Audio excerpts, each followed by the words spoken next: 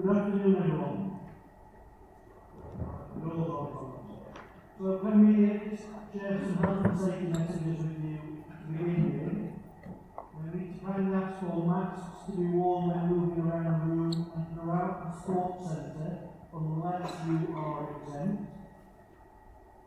Those persons actively involved in the meeting may remove their masks when seated, and this includes elected members, officers and public speakers. Please regularly sanitize your hands. There are sanitizers around the room. If you require some, please ask a member of the staff. Please remember to observe social distancing at all times and comply with the one-way system. We will keep the doors open where possible to help ventilate the room.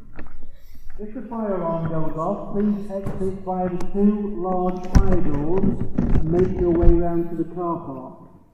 We are not expecting a drill today, so any alarm will be treated as a true alert. We have waived any requirement for standing at today's meeting. This will help us to comply with the health and safety regulations and also provide a better sound through the microphones. Before we move on to the item proper, can I just welcome new councillors today? Welcome to new councillors who are Councillors Drabble, Platt and Wheelhouse. Welcome to your first council meeting. Apologies for absence. We have apologies from Councillors Hartshorn, Barry, Rouse, Stone, Ridgway, Wright, Dale, Elliott, Hutchinson, Parkin, Gomez-Rini and Huckabee. Are there any other apologies? Councillor Shipman? Pam should have been on the way home, so we're not here, so we can put her in. Thank you. Oh no. We'll withdraw those. Yes. Any other apologies? No. To item 2, declarations of interest. Members are requested to declare the existence and nature of any disposable pecuniary interests and or other interests not already on their register of interests in any item on the agenda and withdraw from the meeting at the appropriate time.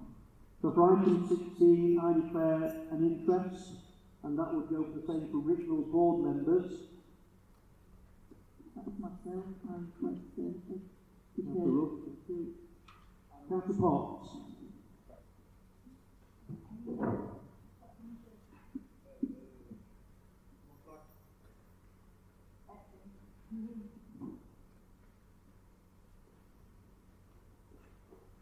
Just speak up. If you're not speaking, I can't see. Councillor Potts, Plymouth Westwood, declaring an interest in item 70 relating to sports centre. Thank you. I'll just take item 16 first of all, and then I will come to item 17 for the Kilmarnock councillors. Councillor Clough, interest in number 16. Can I wait from the chair? Councillor Hill, you were next. Interest in road community board. Item 16. Any others on item 16? Not item 17. Councillor Clough. Councillor Clough, interest in item 16 and 17. I've got, well, yes, I said Rick rolled it. Okay, so 2 and Councillor Potts. Councillor Drabble, thank you.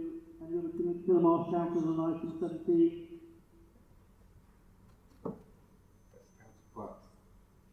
Councillor Platt, thank you. Councillor Lewis. In item 17. Thank you.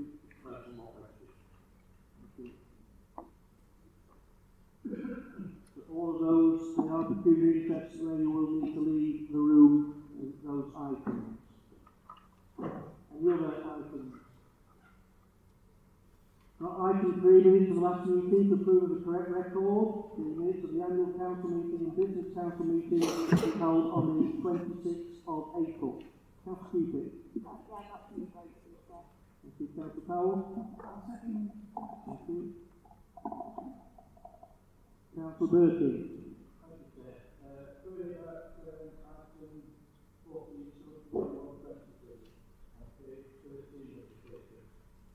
My query about the membership of the Trade Cost Board was whether there could be trade union representatives. Although, as you say in the notes there, it's set by national government, there were opportunities for each board to sort of choose their own representatives on that, and I think it was said that the board would reconsider and take into account whether trade union representatives from local industries or whatever could be involved as well. Is that the point of clarification, or are you asking if that happened?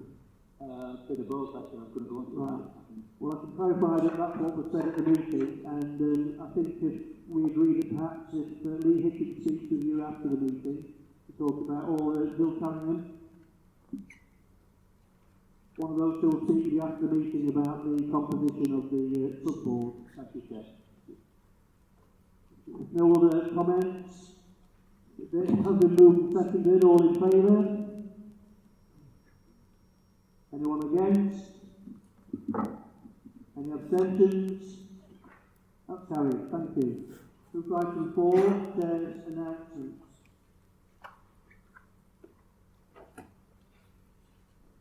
No one can be in any doubt about the importance of our NHS. It is a revered public healthcare service that has saved millions of lives since it was launched in 1948. During the COVID-19 pandemic, the valued work of our NHS has been underlined more than ever. We owe every single member of staff in the NHS so much. However, many have lost their lives as a result of COVID-19. Colleagues, I ask you to join with me for 2 minutes silence for those in the NHS and frontline workers who have lost their lives in the pandemic. We also call to mind everyone we know who are no longer with us because of COVID.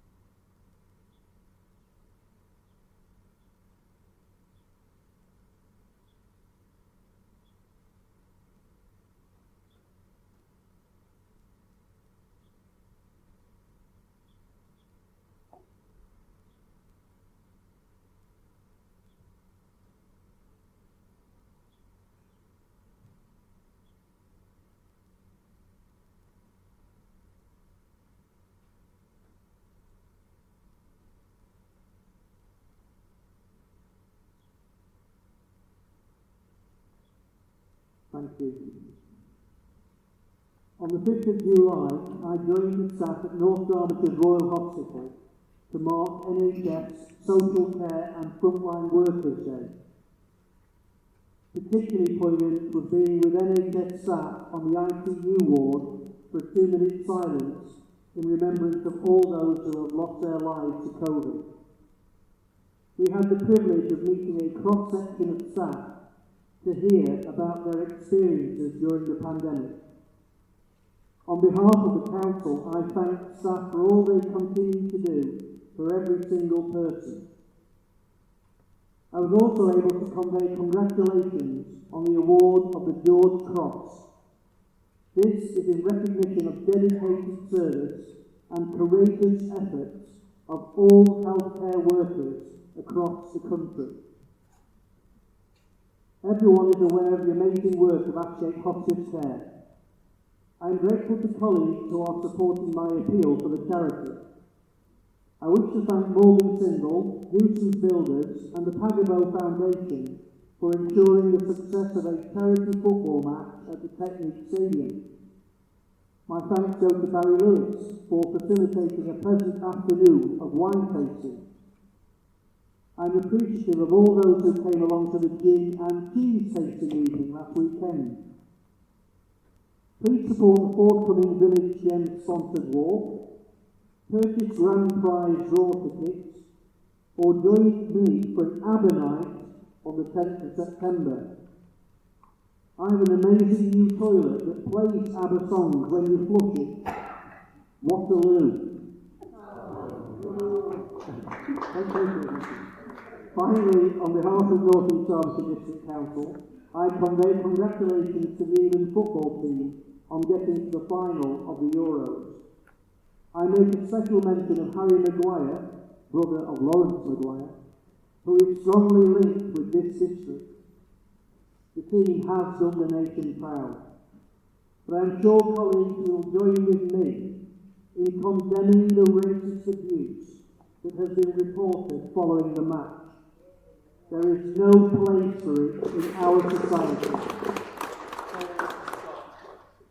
Thank you, colleagues. Move on to item 5, leaders' announcements. Councillor Cupid. Thank you, Chair. I'm so recovered from the water you go. Just let's say Councillor Dale is in self-isolation, so I'm covering the leaders' announcements today. I'd also like to just note my thanks to everyone in our NHS and all frontline staff who have their work and efforts throughout one of the most challenging and difficult periods. On a topical note, you beat me to it, but I also wanted to offer my congratulations, despite the impact on penalties yesterday, to the England football men's team. And with that, I also wanted to congratulate you, Chair, on your election to the board of the National League of Football. Hopefully to help us go that extra step and win the World Cup in a couple of years' time. No pressure. In terms of COVID-19, I think we're all aware that we're moving to a point where we're trying to live with COVID and reopen society as far as we possibly can. Cases are clearly unfortunately rising, and I know that there's some anxiety over this, so I'd urge all residents, members and communities to continue to follow relevant precautions and protections, and will continue to at least see the positive trend that an increase in cases is not leading to an increase in hospitalisations. From an organisation point of view, the Health and Safety team have again won the Roxer Gold Award for the second consecutive year, which, particularly given the challenges that they've faced in terms of adapting the council to COVID, I really want to congratulate Bronwyn for all the teams as well. Similar congratulations go to the treatment team, who've received recognition for their recycling, waste, street tending and ground maintenance services in the National AXA Awards. We're coming to it later in the agenda in terms of some of the challenges that street team have faced, but I think it's fair to hopefully say you wouldn't have really known, and so I want to make my thanks to Karen, Steve, Darren and all of our street team staff members.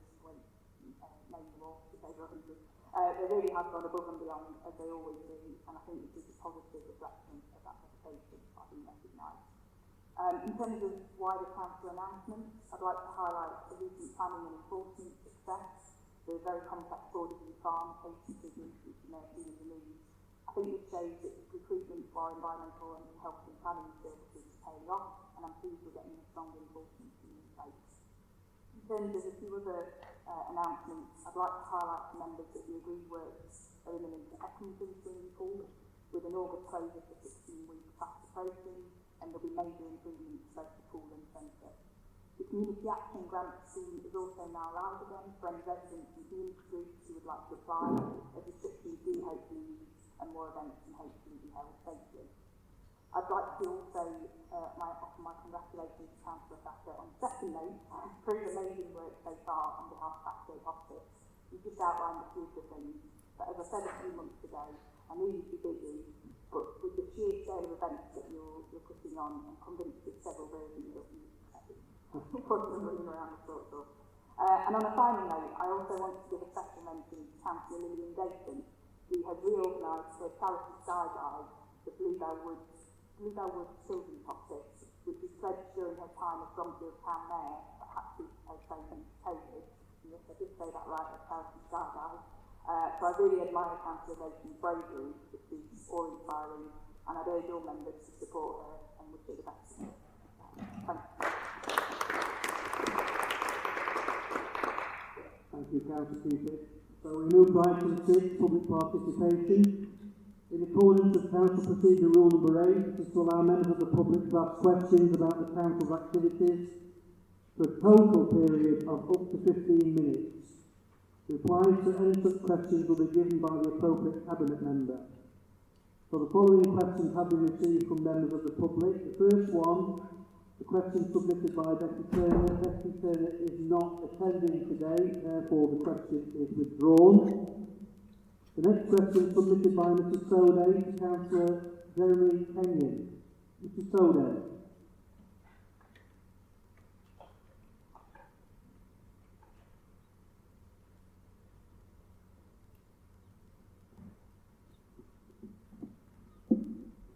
Thank you, Councillor Thacker. Good afternoon, Councillor. Can you hear me all right? Yeah, sorry, I've got a quiet voice at the moment. I was saddened to hear that on the 26th of April, a motion proposed by Councillor Reader that this Council support the climate and ecological emergency bill was rejected. Some of the reasons in the debate for rejecting the motion seem to centre around achieving net zero carbon emissions by a certain date. In actual fact, the bill does not specify net zero target dates.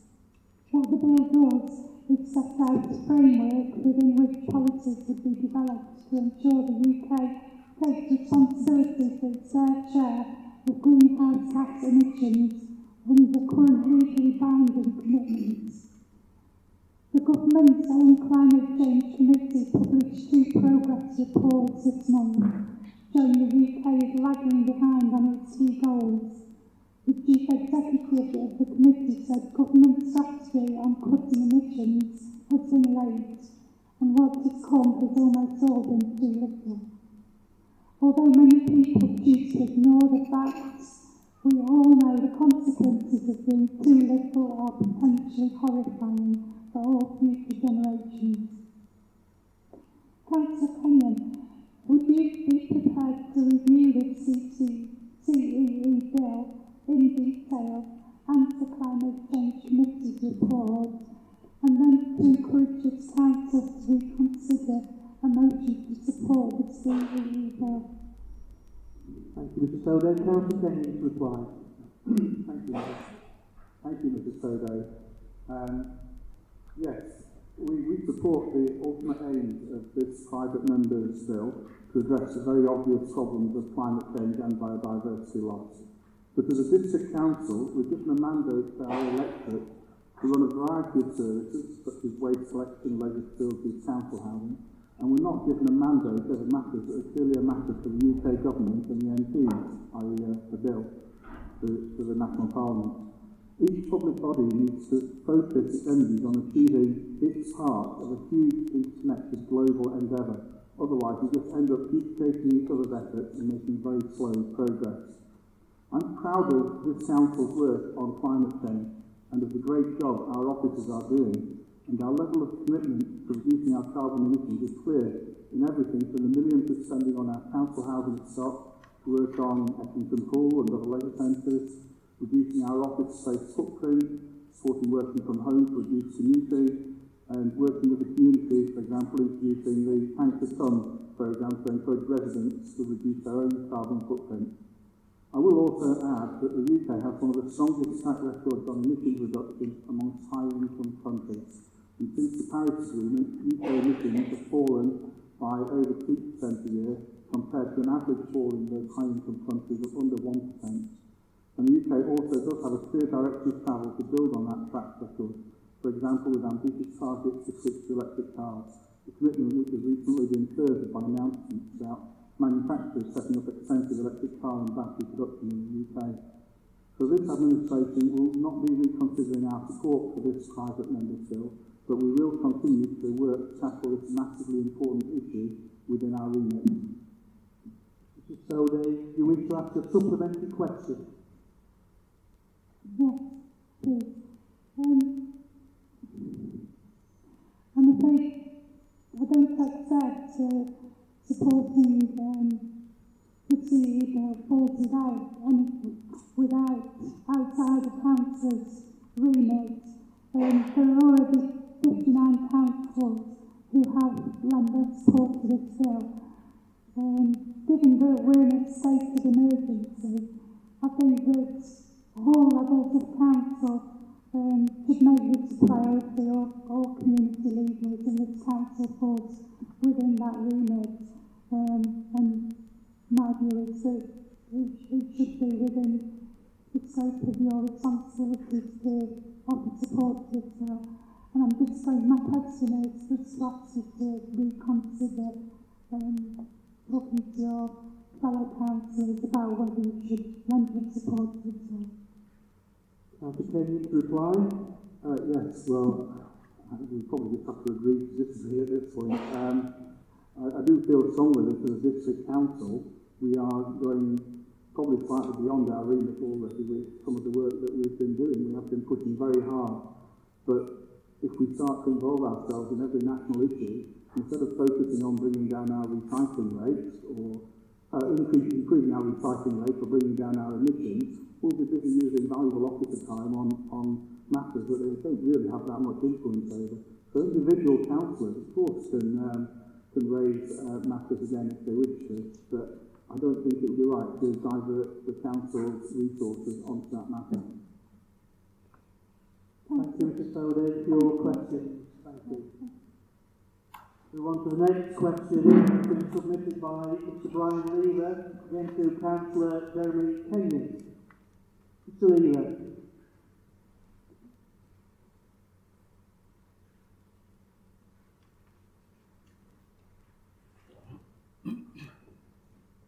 Thank you very much and good afternoon, ladies and gentlemen. It's an amazing place for complex problems like ears and eyes, so I'm having trouble seeing people and hearing. I may have to take my hearing aids out so I can't hear anything you say after I ask my question. My question deals with Councillor Kenyon's reply to the last question, surprisingly. I better just read it. I appreciate that the District Council is making changes to limit its own carbon emissions, and I also appreciate that the environmental impact of the District Council's own activities is only a very tiny fraction of the total impact of the activities of all the district residents and businesses. We all know from personal experience, I hope we do, that the biodiversity of our planet is very rapidly collapsing, and that if the collapse is not halted, this will quickly result in a worldwide crop failure and famine. Also, science tells us that without very rapid moves to zero carbon, humanity everywhere will reach the whirlwind of floods, storms and drought within a very few generations. We are on a war footing in the battle against extinction. Does Councillor Kenyon and the Council as a whole therefore appreciate that lifestyles and human behaviour everywhere must change rapidly, and that district councils everywhere are uniquely placed to encourage and enable their own constituents to adopt eco-friendly behaviour? If so, does the Council as a whole also agree that in this battle against climate change, and biodiversity loss, greatly increased and frequent consultation with the public is key to achieving agreement on the changes needed. Will they therefore set up a regular meeting, and preferably monthly, given the urgency of this crisis, a regularly monthly North East Derbyshire Citizens Panel on climate and ecology? Thank you, Mr. Leader. So, Councillor Kenyon to reply. Thank you, Mr. Leader. Yes, both myself and this council are very much aware of the need for rapid action to address climate change and biodiversity loss. That's why we passed a climate emergency motion in 2019. It's why we're investing millions of pounds into reducing our carbon emissions and taking action wherever it's within our remit, as has been described to this council many times now. We have a clear strategy to address our operational emissions and to work with our community as a whole, and that is what we will use our resources for. We also consult with many experts and specialists about what we can do to reduce our carbon footprint, because a lot of it is very technical work, not easy, a lot of it. With regards to consultation with the public, there's been extensive public consultation, including a National Climate Assembly, which reported last year that it was a far better attempt at engaging with the public and understanding how far the public will go than we could achieve with the resources available to the District Council. Locally, we're working with experts in human behaviour, specifically with regard to climate change as part of the Thanks to Fund programme, which will directly reach out to all our 100,000 residents, which is critical to addressing our collective carbon footprint. And it's those 100,000 residents in our case that we need to encourage and focus on. And I do have a concern that there's a risk that working on climate change matters is going to be discredited by two strident set of voices from individuals. It's a group project, and we've got to carry that 100,000 residents with us, and that is a very difficult thing to achieve, and I'm sure you appreciate.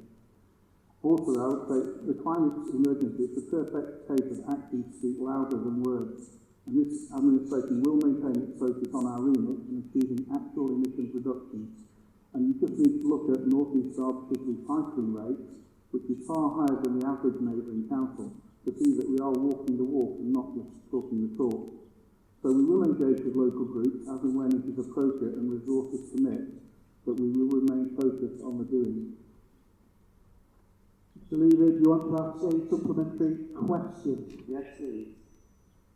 Well, my question is really about that 100,000 people and the way that the council encourages them to help, because we can't carry on without the help of the population. So, I was pleased that the recent North East Derbyshire District Council News magazine encouraged all residents, I think the item was called Thanks to Fund, encouraged all residents to reduce their impact on the climate and environment, and described several ways to do this. This had a very good effect in getting people talking and thinking about their climate and ecological responsibilities in a very positive way. I've met lots of people who will actually remember and talked about that item in the magazine. I am equally sad, however, to note that the summer edition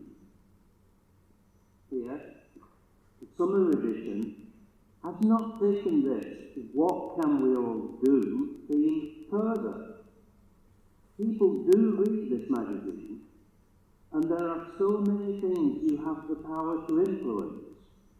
More cycling, slower driving, greater use of buses and less reliance on the motor car, rewilding and gardens by reducing rewilding of gardens by reducing hedge trimming and letting the grass and the wildflowers grow. Mr. Leader, is it going to be a question? Because you're moving into a statement. Could you move to your question, please? My question is, could you make it a rule to have an article in the paper with such excellent suggestions in each quarterly edition, please, not just one now and again. Thank you. Councillor Kenyon to reply. Yes, to be fair, most of the recent issues of the magazine do have several things about climate change.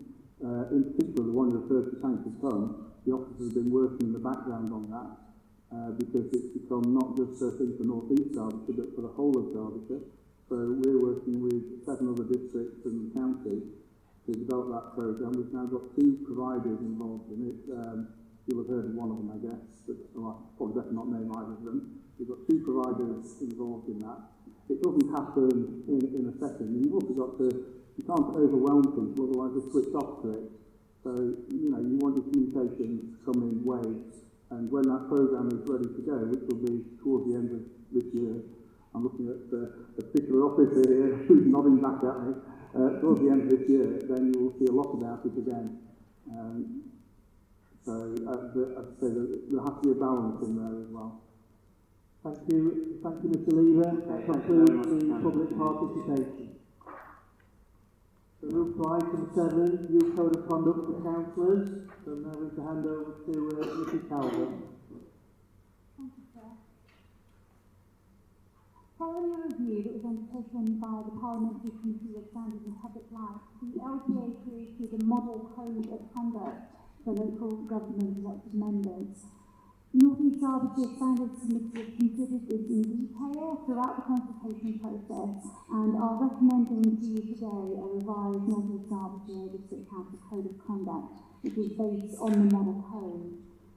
The Standards Committee at their last meeting was satisfied that this then meets the requirements of the authority and have recommended that training on the new code is brought to you at your next meeting of council in September.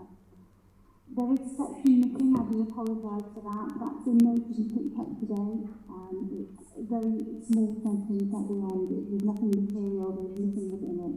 There's any difference from your current code, and we'll ensure that that's circulated to you tomorrow. Any comments or questions? Councillor Birkin. Thank you, Chair. On page 26, detail of the proposal of information. We're going to talk about kind of essential training, with the statement that 6 lines from the bottom, and then we confirm if they are happy with it. Why are you looking for a more formal declaration from members here today on that? If so, then I would put a note of authority, because making any training, it's not talking about training on this or updates on this code of conduct, making it any training essential or mandatory. We have a lot of members who are working and need to find the time to be able to get to these meetings. If we say you've got that one and it's on Thursday afternoon and someone can't get away from their shift on a Thursday afternoon, where does that leave them? Are they in complete limbo? Are they persona non grata? I think you need to be maybe not as hard line there about the mandatory essential training. Thank you, Chair. Looking to respond, please. Thank you, Chair. The Standards Committee and your current code of conduct already has a section within it that talks about essential training. So this is no different to what you currently have in place of what members of the Standards Committee and members of the council deem is essential for your role as a councillor. One thing that has developed recently and during lockdown, where we've been running more virtual types of training, is the member development working group can of course look at how we might do that more in future if that's appropriate, but we've also been able to take recordings of that training. So there are new scopes for different ways of delivering training to members without necessarily letting them down to come into the things happen. I hope that helps. Councillor Foster. Thank you, Chair. I'm more than happy to take that member development next week on the next agenda. We can discuss it there, yeah? Thank you, Councillor. Thank you. Any other? Councillor Hancock. Thank you. Thank you, Chair. What about the raise during the standards? Because we did raise concerns that if training does need to be compulsory, that there should be training outside of normal office hours. So standards did actually report on that, I would say, at the time.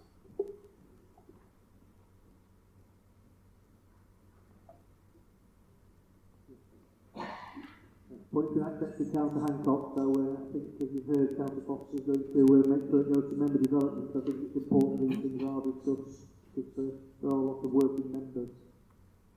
Any other comments or questions? Councillor Burke? Sorry, Chair, do we need to specifically agree that after line? Yeah, I'm going to recommendations. Oh, sorry, thank you. So we move to recommendations. In terms of the point you raised, Councillor Birkin, that will be wrapped up as recommendations and going back to working party for discussion. But I'll now ask Councillor Armitage to propose. Yes, thank you, Chair. I propose this new code of conduct for the council. We discussed it quite. You speak up, Councillor Armitage. You can't. You haven't difficulty hearing you. Oh, can you hear me now? No. Right into the microphone. Right, That's it. You're in. Very good. we have ignition. Right, yes. The new code of conduct for councillors was discussed at great length during standing, and I'd like to move this motion. Thank you. And seconded, Councillor Cooper. Yeah, I can second that, Chair. Thank you. All those in favour? Anyone against? Any abstentions? Thank you, that's carried. Item 8, political balance and amendments committees. Back to Mrs. Calder, please. Thank you, Chair. Members will recall that the annual meeting was brought forward in order for it to be held virtually whilst we were still within pandemic restrictions and before the legislation changed. This means that the May 2021 election hadn't taken place at that point and 3 district council seats were being contested. You agreed at that meeting to adopt the political balance that was adopted on the 16th of November, and with the caveat that this was brought to you at your next available council meeting, which is today. So you will see Appendix 1 to the report sets out the allocation of the seats and deemed best fits for political balance requirements, and Appendix 2 are the nominations to the seats that have been received in advance of the meeting. And you will require each political party to use their nominations. Thank you. Before we move to recommendations, are there any questions? If not, we move to recommendations. So for the Conservative group, Councillor Cupid.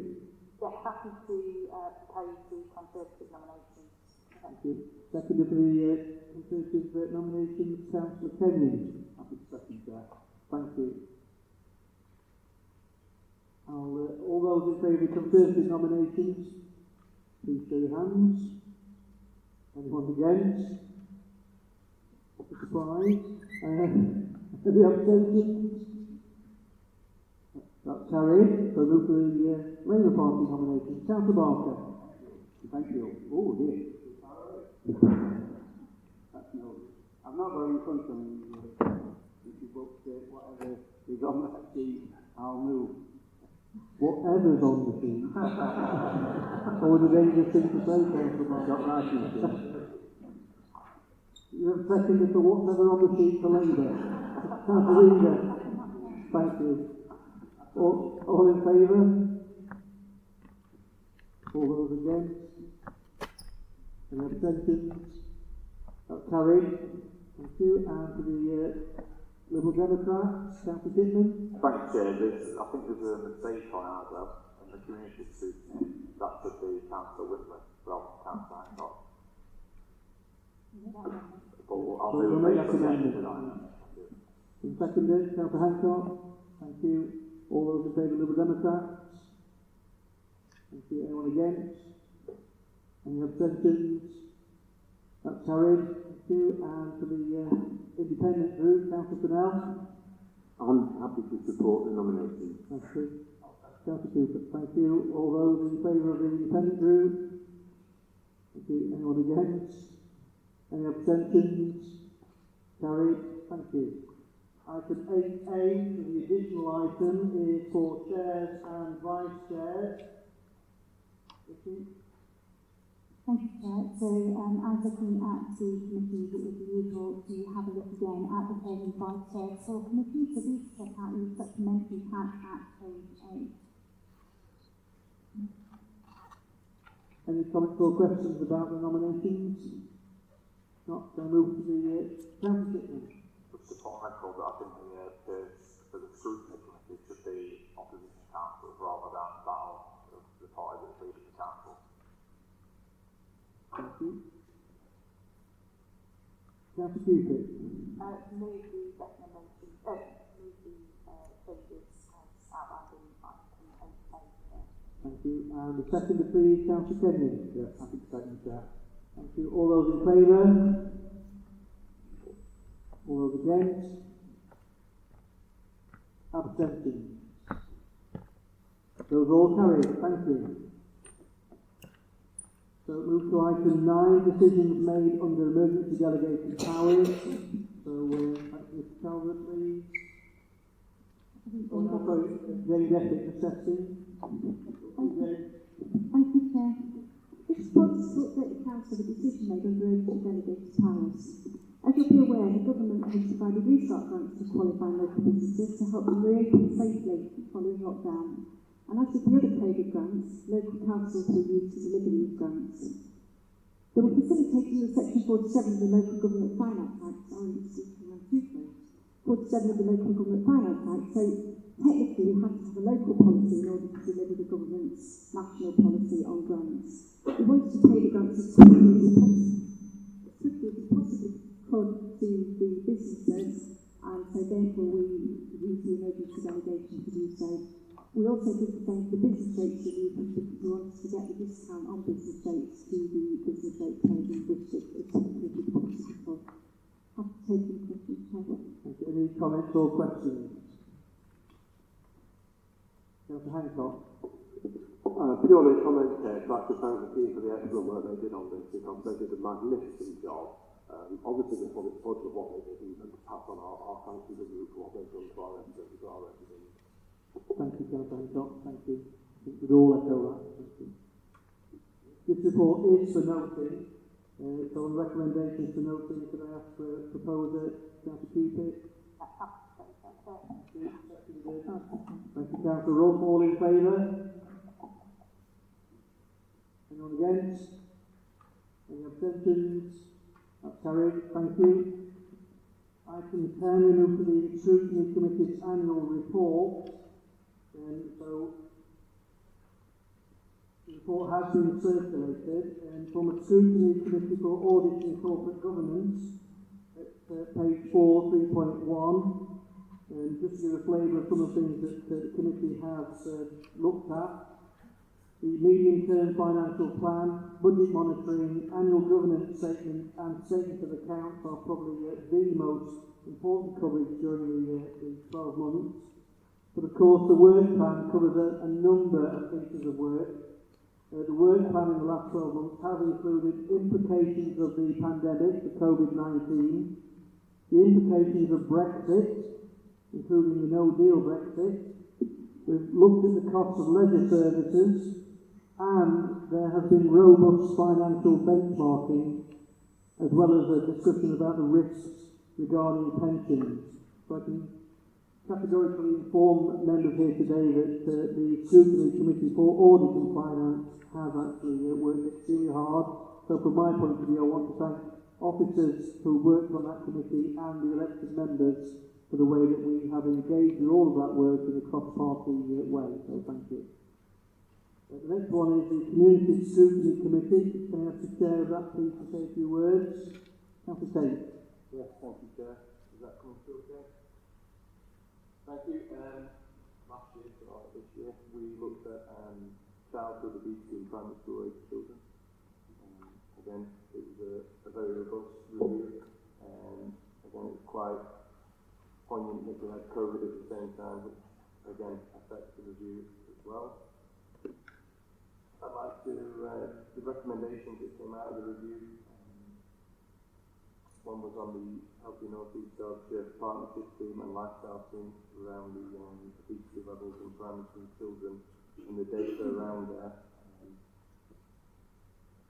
Also, the use of Section 106 money for players, and we set out criteria for how these monies could be generated.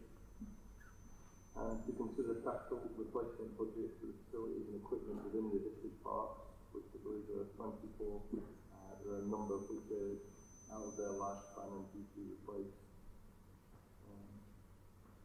Council considered developing a dedicated strategy to help make better use of the district park and encourage people to use them. Again, this is quite poignant around about COVID, as we understood that a lot of people weren't able to use normal services. Again, I'd like to thank everyone for their participation, and again, it was a cross-party. It came out as a cross-party decision for all these things. So again, thank you for everyone's hard work. Thank you. 3.3, Growth Scrutiny Committee Chair, Councillor Emmons. Hi, can you hear me? Hello. Anthony Carver here, Councillor Hutchinson, so he's printed me his statement off, if that's okay, Chair.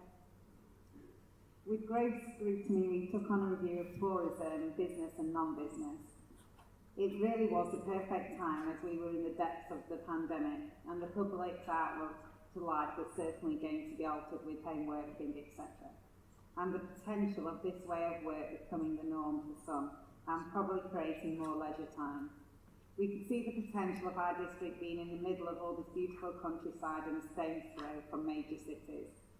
Councillor Rennick kept us in her loop with regards to the growth strategy and kindly fed us with information on tourism plans within the district.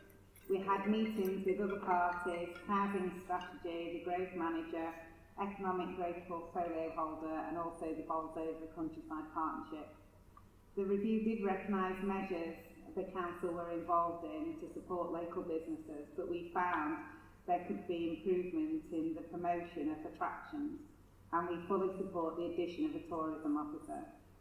That will certainly channel attention to bring tourists to our door and also improve the connectivity of the area, such as cycle paths, for example. Thank you. Thank you, Councillor Emmons. 3.4, Organisation Scrutiny Committee. Thank you. Yep. Councillor Foster. Yep. Thank you, sir. During the year 2021, the Organisation Scrutiny Committee of Youth undertook a review of health and well-being, working from home during the pandemic. The committee felt it was important to review this area to ensure the council staff were supported effectively whilst they were working from home as a result of the pandemic. The review panel heard views from a wide range of stakeholders during the review process. A number of measures that were supporting staff during the pandemic were identified. And some suggested areas were considered, which was identified that we were to improve, and especially around the implementation of the agile working policy and learning lessons from the experience of staff working from home during the pandemic. The review report was presented at Cabinet last week with a number of recommendations. We also looked at the human resources and organizational development, which was considered during 2021. And this report outlined a range of employee related issues during the 1920 year, which covered areas of recruitment and selection, employee health and well-being initiatives, organisation development, and apprenticeship. And a particular interest were put towards items such as staff turnover between different services, the number of sickness absences, and targets that were set by the council. There was a general consensus that the authority provided good support to employees, which included an occupational health provider and physiotherapy. The committee reviewed the progress on the transformation programme as well during 2021. The Director of Corporate Resources and Head of State Services highlighted the main areas that had moved forward, and additionally the impact of the COVID pandemic on the following transformation streams: service transformation, transforming finances, digital organisation, organisational transformation, and environmental transformation. The general consensus was that the agile working policy should be implemented in a way that it would actually support the transformation programme, and they should both fit together. It was widely recognised that and agreed that going forward our agile working policy should be flexible and monitored on a regular basis to make sure that it is still fit for purpose. Finally, I would like to put my word of thanks to the staff who have supported the committee throughout the year under very difficult circumstances, as we know, but also the rest of the committee members who have provided a valuable contribution towards the work undertaken during the review. Thank you. Are there any comments or questions about the report? Not, this is for receiving then, so can I ask for a proposal that we receive? Thank you, Councillor Cupid, and a seconder. Councillor Welton, thank you. All those in favour? Thank you. Anyone against? Any abstentions? Thank you, that's carried. The report is received. So item 11 is the Environmental Health and COVID Support Update. Over to Councillor Cupid, please. Thank you, Chair. I think this paper is hopefully largely self-explanatory. We had anticipated within the Chamber and this item being more of a short presentation, but given the restrictions of the venue, which seems to be working quite well, this hasn't been possible. So I still want to bring it forward, both to the information members, and I think it's particularly timely now rather than in September. As a result, this paper is primarily for Council to note and just covers a few key areas. The COVID work done by Environmental Health and the money received, the increased pressures on the service, and an update on recruitment, which went to Cabinet last year, and then the plans we have for the coming year. Whilst all areas of the Council have been impacted by COVID and have risen to the challenge, I think our Environmental Health team has had to adapt both to the increase in changing demand, but also to be on the front line of prevention, working alongside Public Health England and Derbyshire County Council. We've received funding from the government and Derbyshire County Council to meet the majority of these costs, which in total is more than an extra £200,000, which has enabled us to invest in a COVID support team to assist residents and businesses.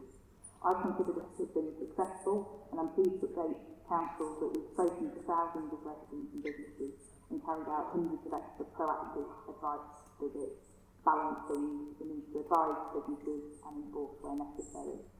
We've also seen a sharp increase in complaint issues, such as noise concerns, waste and housing issues, and complex multi-enforcement cases, as is detailed in the report, with the result that we're trying to change the service to meet these demands in a different way, through things such as paragraph 2.8, rollout of the noise monitoring app, and hotspot surveillance technology. Alongside this, our Environmental Health Service for several years has faced wider investment in recruitment challenges. That's why last year at Cabinet we approved a joint significant investment in the service alongside Bolsover. I'm pleased to update Council that this is now paying dividends, and recent recruitment rounds have been successful so far, with several new members joining the team, and indeed at least one member of staff returning from a different authority. With regards to the year ahead, as we hopefully emerge, or at least expand from the focus on COVID, I wanted to provide a few highlights to the Chamber on what's ahead. We're looking to accelerate our proactive work and reviews and adopt new technology and ways of working to hopefully better meet the concerns and priorities of our residents. This includes our fly tipping review, which is currently underway, new communication campaigns, a potential partnership with the DVLA regarding taxed vehicles, job barrier enforcement as part of our PSCA, and the scrutiny review of the community committees, which I really welcome in draft barrier enforcement.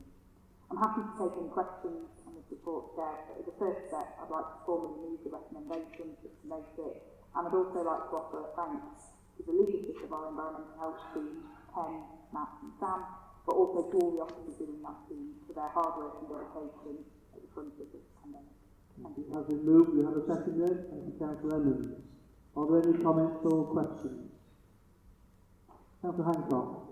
Thank you, Chair. Again, I would just like to echo the comments as to how proactive the COVID team has been. And I know what Councillor Cupid said about the increased complaints. I think it's an inevitability when they've had to shift their direction so much that some elements would slip and they are actually trying to address them.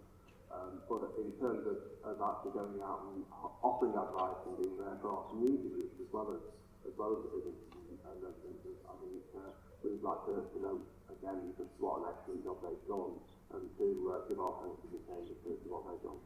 Thank you. Councillor Barker. Yeah, thanks, Chair. Just to echo that, really, I think they've done an excellent job during the pandemic as well. There's a lot of officers out there, so it's been a difficult time, but hopefully it comes through, and well done to them. Thank you. Any other comments or questions? Cubic reply. Don't really want to do anything. Let me have anything. So yeah, happy to move to the vote tonight. Thank you. So move to the vote then. Has been proposed and seconded. All those in favour? Anyone against? Any abstentions? Thank you. That's carried. So item 12, to answer any questions from the members asking the procedure rule 9.2. No questions have been submitted. So moving to item 13, to consider any motion from members under procedure rule number 10. The first one is a motion submitted by Councillor Chipman. Councillor Chipman. Thank you, Chair. I wonder if we could be a little bit cheeky and add an extra line to the motion. Because coming into here, I've been handed a leaflet from the activists outside where they are asking for minutes are published on the website, and I think for the same reasons as what I would like to explain, it makes sense to publish them online as well as the climate working group. So I believe it's been What is the line? Because you need to negate it or... No, it's an extra line, so to also publish the minutes of the climate working group, at least chaired by Councillor Kenyon or one of the officers. It's a cross-party working group, isn't it? It's got, I think, David is on it for us, and then it's got work for all the councils from different parties. We'll take that into it as well then. As we all know, we adopted the climate and ecological, we declared a climate and ecological emergency to the District Council in 2019. Since then, we have obviously come to council, various questions have been asked, various motions have been put forward, and I'm not sure if any council in this room, or maybe one, could tell us what progress we have made. Can anyone give me a figure on what progress we have made in terms of reducing our carbon emissions? I think that these should be published on the website to make it easier. We might even not end up with certain questions coming to the council because the information will be published online so people can easily access it.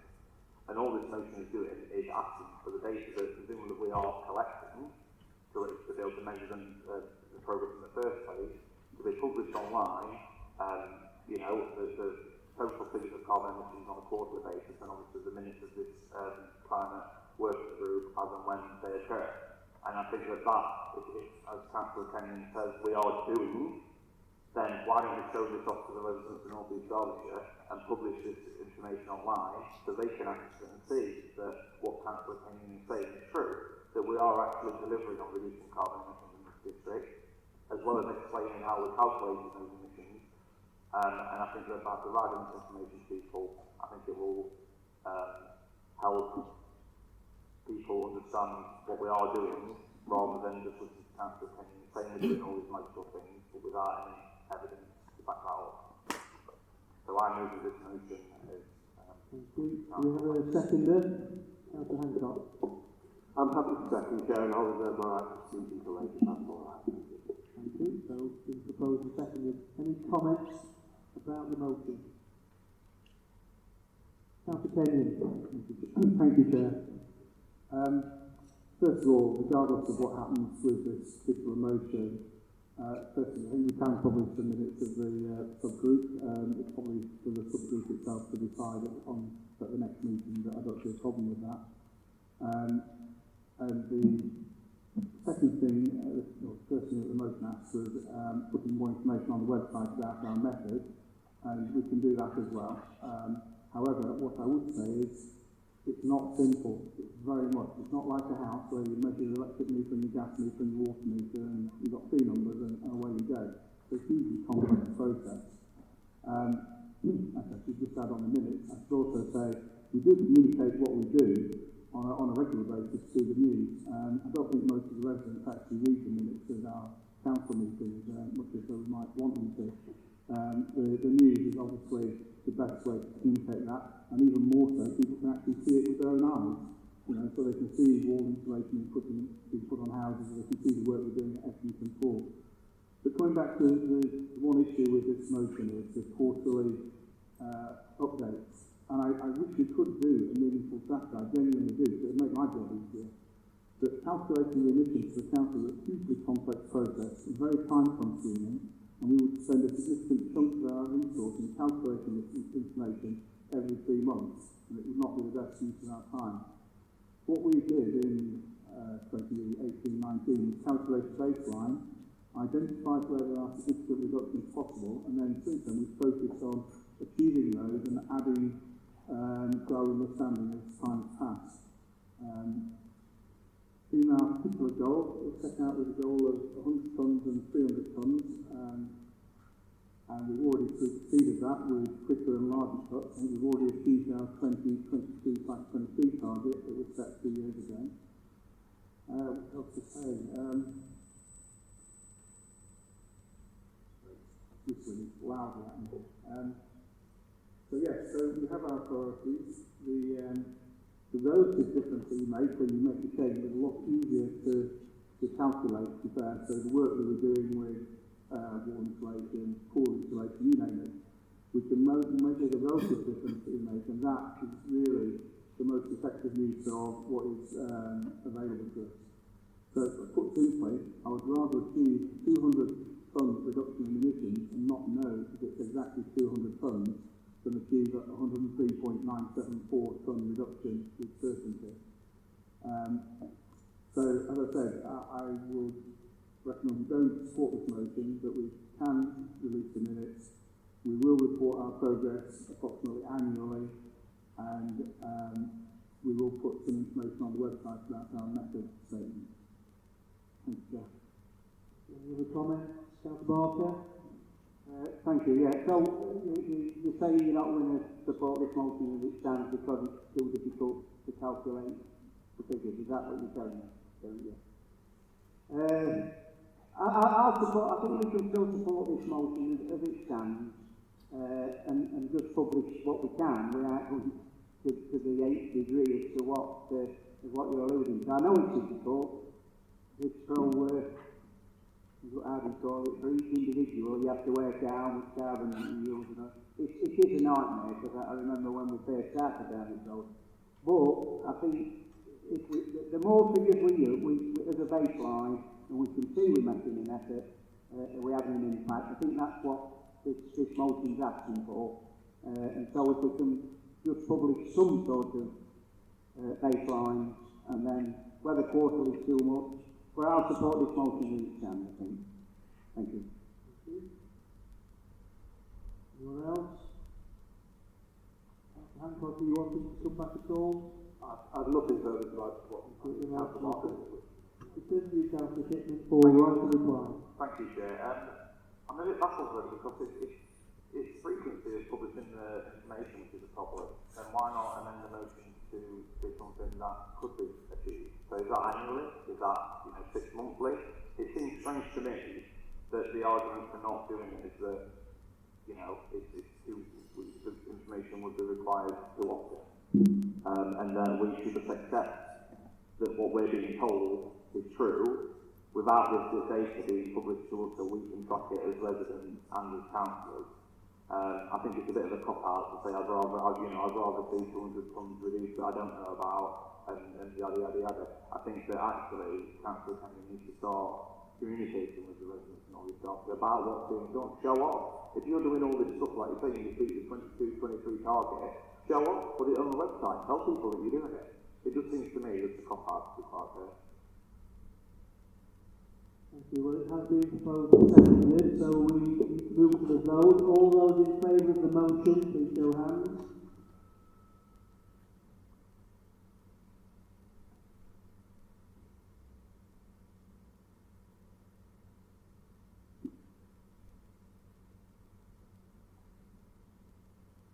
All those against?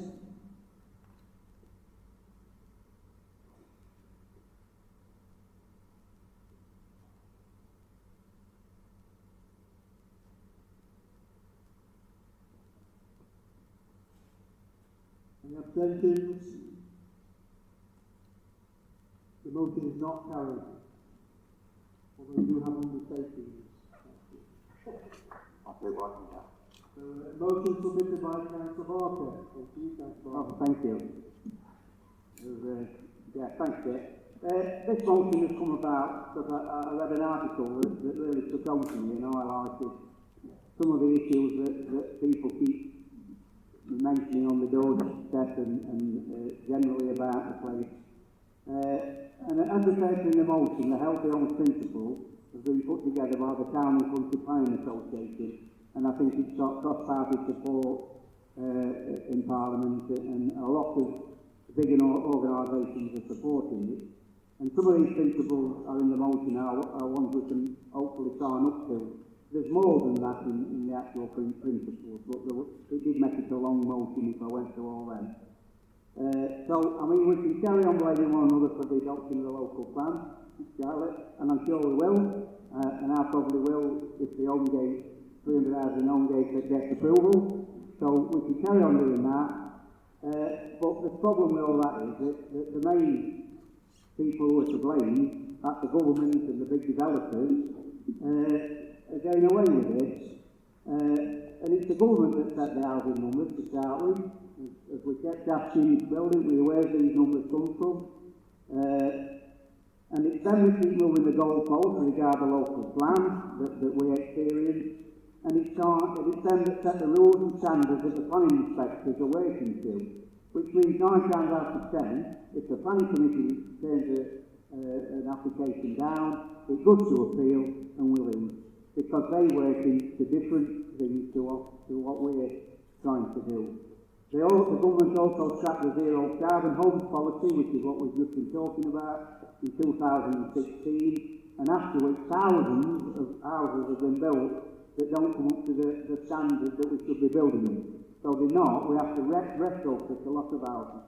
And as a consequence of these policy decisions, far too many houses, and I know we all agree with this, are being delivered, are being built in the wrong standard, to the wrong standard in the wrong place, and they're lacking access to basic services. And I believe it's time we stood up to the government and the big developers who are making millions, whilst in our communities are paying the price for this. The principles referred to in this motion support the provision of new affordable homes, but they also recognise that these homes should meet high environmental and social standards so that they tackle the climate crisis and meet people's basic needs for the lifetime without the need for any expensive retrofit. I think we can all accept that poor housing conditions affect every aspect of people's mental and physical health. Therefore, I urge everyone who believes in a decent and healthy future for the people of North East Derbyshire to support this motion. Thank you. Thank you, Councillor Mark. Can you have a second there? I'm quite happy to second this motion, and I reserve my right to speak later on. Thank you, Councillor Pickering. Any comments then on the motion? Councillor Cupitt. Thank you, Chair. I think the motion is primarily directed at me by Councillor Barker. Just to pick up on a few of the points that you raised, Councillor Barker, in terms of planning applications. I don't think that's correct, and I don't really think it's the aim of this motion. I'm pleased to confirm that we've recently won quite a few appeals, including the Proctor one in my ward that I opposed successfully, along with residents, and I think one in Barlow. So it's probably the way to object, Councillor Barker. I would want. Yes, there we go. So to move to, I think, what is the key point of the motion about the Healthy Homes principles, I think as you mentioned, they come from an early day motion which was developed by the Town and Country Planning Association, and it is still being put to Parliament. However, as I understand it, it's a couple of years old now, and it hasn't really gained a lot of traction in the House of Parliament, and I think that's probably because there are extensive standards for housing alternatives rapidly coming forward by the government, which I welcome, and I think cover all the matters in this motion, such as building safety bill, environmental bill, and the potential planning changes, which we discussed before in Council.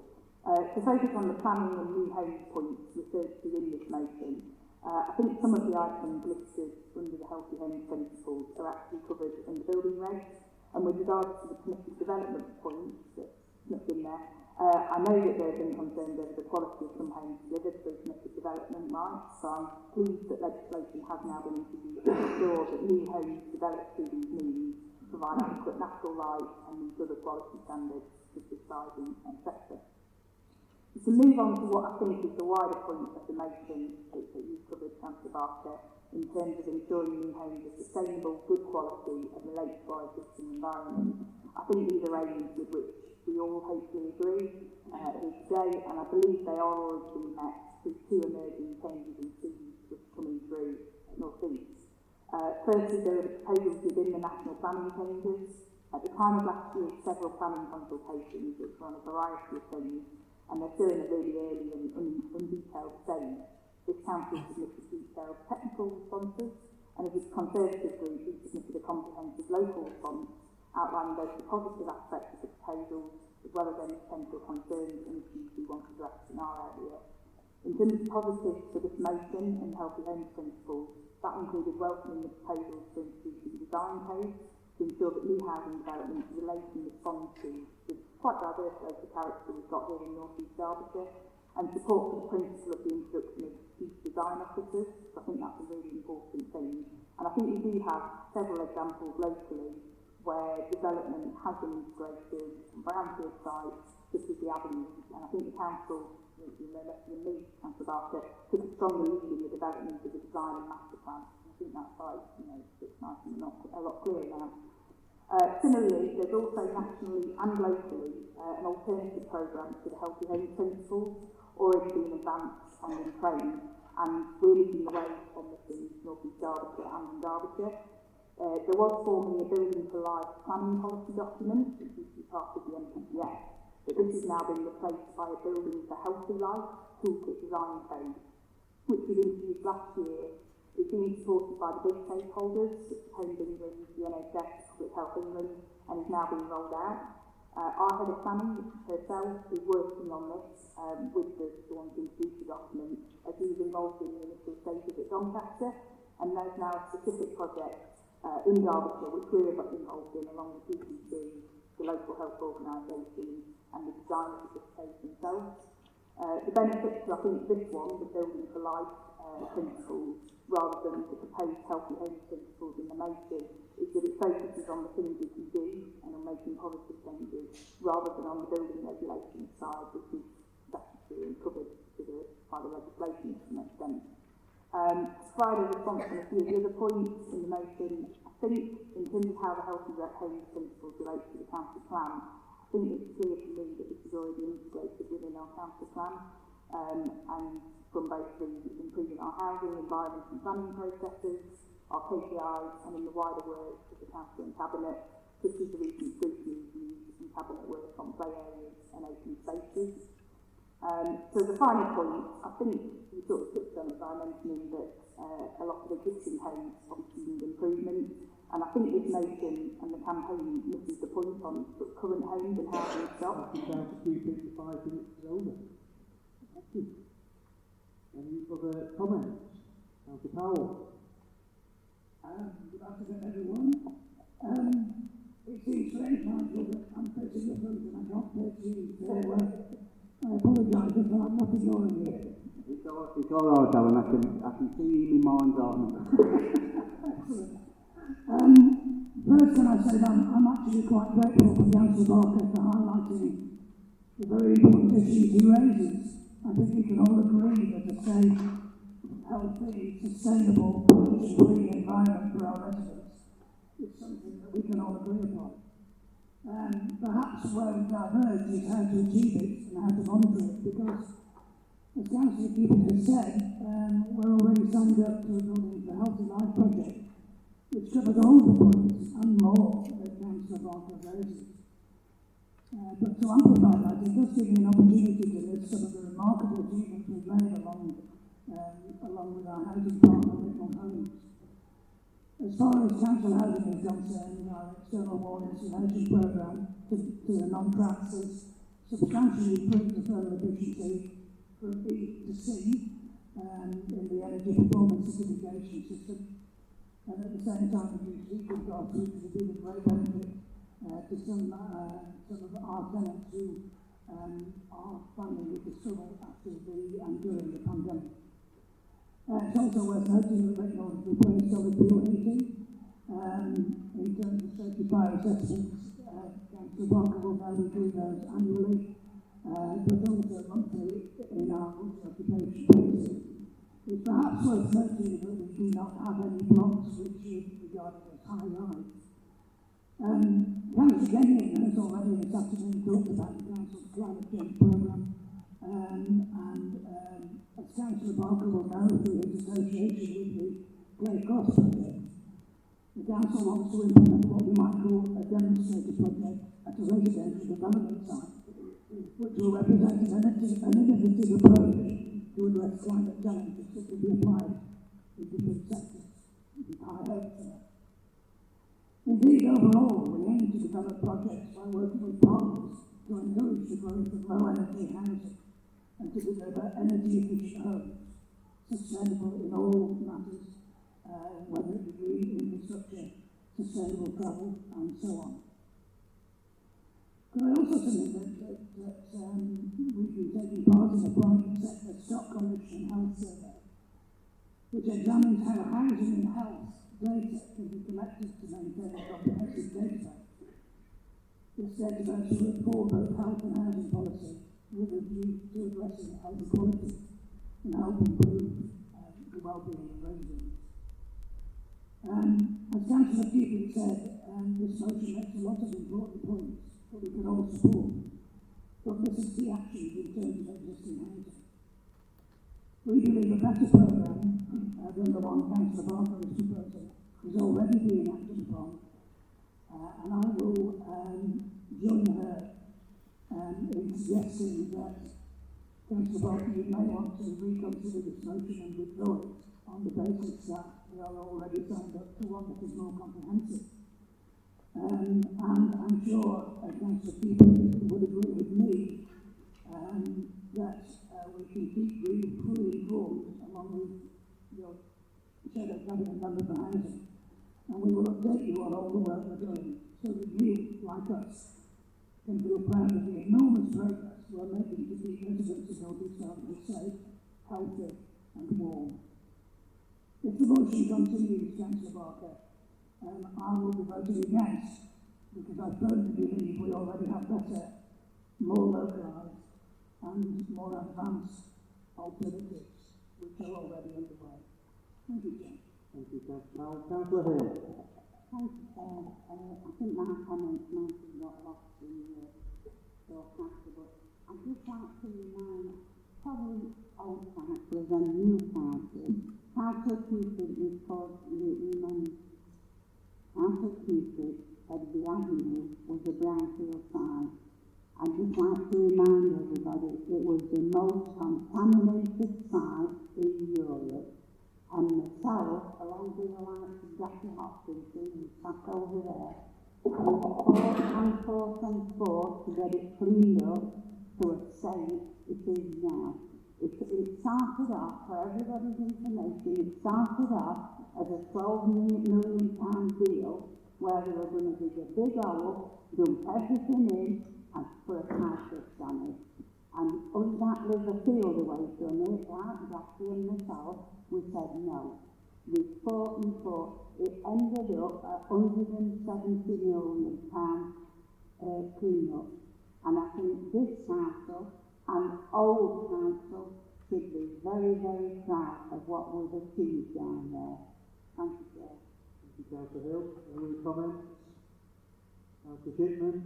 Thank you, Chair. I just want to say really on that, it's all well and good to sign up to it, but unless those things you sign up to weave through the local plan or the council policies, anybody that sits on planning committee will know, if it's not in one of our policies and like I say, part of local plan, it won't even get looked at.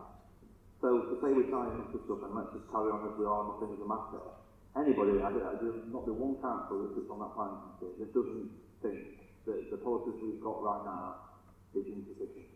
They all know they're insufficient, and that's why we struggle to oppose stuff that we should be, and they end up getting passed, or they go to appeal and get passed anyway.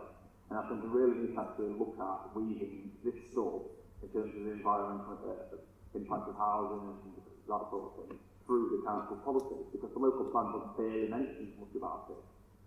So, and neither did the previous one, and that's why it's so difficult to actually provide quality aids anywhere into it, because they all struggle with the same thing. It's not in the policies, and therefore the planning department can't use it. Thank you. Any comments? I'll return to you, Councillor Pickering. You said you want to reserve your right to speak. Thank you, Chair. Yes, I do, and I'm surprised, the comments that we've heard already, with all these wonderful opportunities set in place, why this motion couldn't be included in that and supported, rather than not taking notice of. We know that from government planning rules are changing, the powers of local authorities are being taken away from them, they're being diluted, and it's creating opportunities for developers in particular to come along and create a massive expansion in poor quality housing that's not actually in the best interest of residents. And it sounds as everybody here fully understands that where we live has profound effects on our health.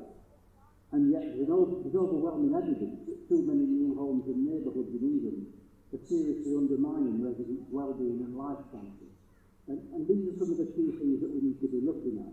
We should be requiring all new homes and neighbourhoods to be of decent quality and effectively outlaw those which deny that. There's a potential, we know now, for the delivery of homes through permitted development rights, and the potential for those to produce particularly bad health outcomes, and key determinants to residents' well-being, such as access to green space, local services, shops and transport within a walkable distance, and sufficient community space won't be part of that, and they can't be considered for homes which are built. These can't be considered for homes which are built via permitted development rights. It's also been noted by health professionals that living in substandard housing increases the risk of a range of preventable health conditions such as respiratory and cardiovascular disease, as well as mental health conditions such as depression and anxiety. So we need to be looking at healthy homes in a new light as well, and from what I've heard mentioned by other councils, this is not part of that, and it needs to be included, and it's quite significant. And the other significant thing in addition to that is the current supply of accessible and adaptable housing in the UK is shockingly low. It's creating a significant disadvantage to people with access requirements. Recent reports have shown that less than 10% of homes have design features which makes them able to be visited by disabled people. And while around 400,000 wheelchair users are living in homes that are unsuitable for them. The current population of homes in England, which is outside London, due to be built that are suitable for wheelchair users, is only 1.5%. So where are the initiatives to address those? We need a much broader aspect and a much more scientific look. There have been studies that have shown that poor quality, unaffordable housing disproportionately impacts certain groups, including those from lower income households and people from minority ethnic backgrounds. This gives an opportunity for local councils like ours to have a key role to play, and we can show commitment and demonstrate leadership by adopting these healthy homes principles. Then I'll be voting for the motion. Councillor Pickering. So thank you, Councillor Barker, for the right to reply. Thank you, Chair. Pete's done a good job there, sort of summing that up, but just on some of the comments, and I think it's been a really good debate, and thank you, Darren and Alan, for your comments. I think it sort of highlights that there are problems there, and I accept that things are happening in the background and stuff like that. And just on your comments about the council homes, that's not the issue. And I praise Dick Nord and the council for carrying on with the external wall installation and all that stuff on the council homes. The problem we've got is the private development that's happening, that somehow they come back, they put a planning application in, and then they come back and say, we can't follow that. There's no garden, there's very little space on these estates. In some of the stuff I read, it's not a term I like, but we're building some for the future. That in another 30 years' time, some of these housing estates that are going up now, there's no play areas, or they're very minimal, and all that sort of stuff.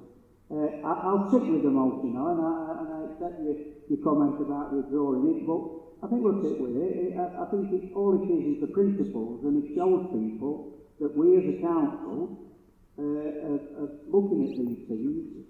We still want to do all the other stuff that you've said, that's fine, but the trouble is, and when we were in control, you get developed, not all developers are bad, there's some that will wait with you, and they'll have all the design, proper features, everything, but there's a lot that don't. They just ride in, build their houses, and then they go away again.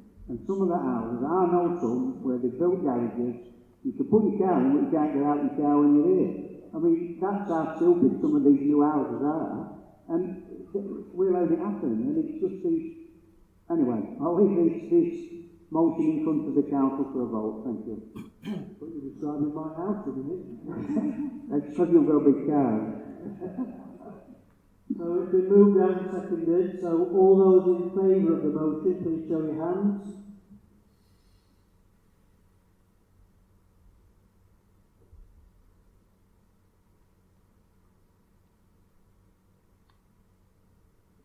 All those against?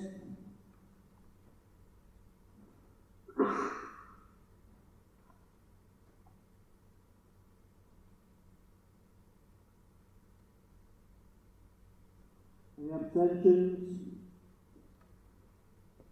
The motion has been lost. Thank you. Item 14, exclusion of public. I move that the public be excluded from the meeting during the discussion of the following items of business to avoid the disclosure to them of exempt information as defined in paragraphs 1, 2 and 3, part 1 of Schedule 12A of the Local Government Act 1972, as amended by the Local Government Access Information Variation Order 2006. Do you have a seconder? I'll second it, Chair. Councillor Ruff, all in favour? Anyone against?